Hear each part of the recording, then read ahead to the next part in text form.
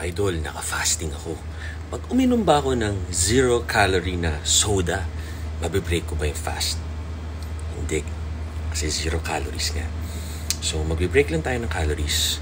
Pag ang calories niya ay more than, let's say, to be safe, 4 calories, magbe-break tayo ng fast.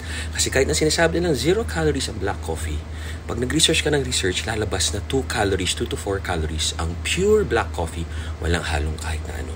So, halos lahat may calories. So, wag tayong lumagpas ng at least 4 calories para safe tayo, na ketosis tayo, nagbe-burn tayo ng fat at nakukuha natin lahat ng good benefits ng fasting. Clear mind, clear body, homeostasis, nababalance yung katawan natin. Ano ba tawag dun? Yung cells, dead cells, kinakain, autophagy, ganyan, di ba? Tapos fasting tayo, nagiging positive yung outlook.